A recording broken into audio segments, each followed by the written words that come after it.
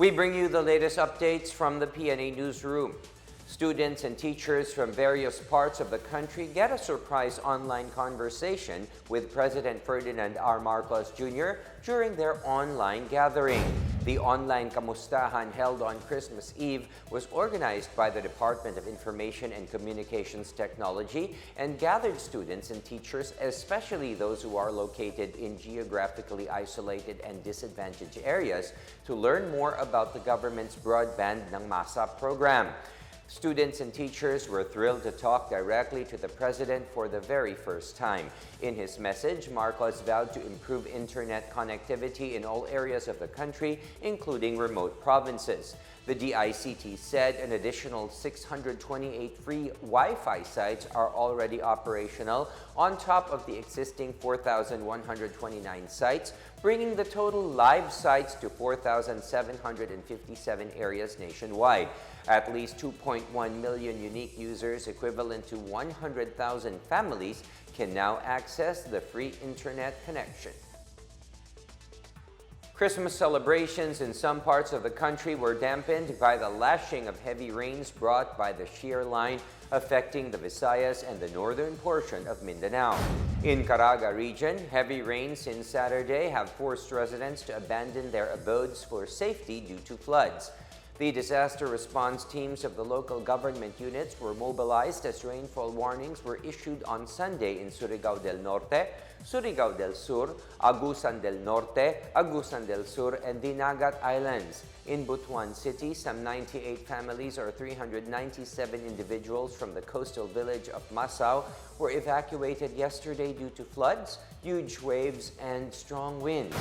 Meanwhile, the National Disaster Risk Reduction and Management Council says at least 6 have died, while 19 others are missing due to the weather disturbance. Of the 19 missing persons, 10 are from Catanduanes, 5 in northern Samar, 1 in Leyte, and 3 in Misamis Occidental, most of whom are fishermen who went out despite the weather condition.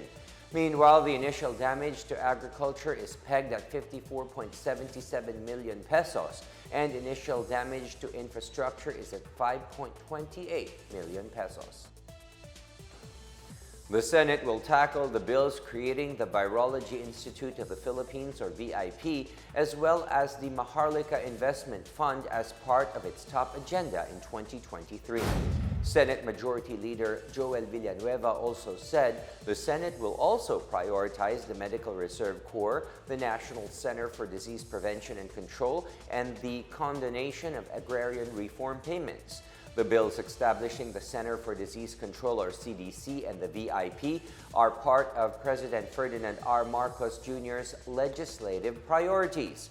In a privileged speech in December, Senator Pia Cayetano suggested to just amend the mandate of the existing Research Institute for Tropical Medicine rather than create new agencies. On the other hand, Senate President Juan Miguel Zubiri said the Senate might start the deliberations on the MIF bill by February next year. He also said the Senate will wait for the House of Representatives' version of the said measure. Meanwhile, Villanueva said he will also push for the bill institutionalizing the National Employment Recovery Strategy. In our news overseas, Ukraine is planning to call for the removal of Russia's permanent membership in the United Nations Security Council. Ukrainian Foreign Minister Dmytro Kuleba said their government does not believe Russia still has the right to remain a permanent member of the UN Security Council and to be in the United Nations.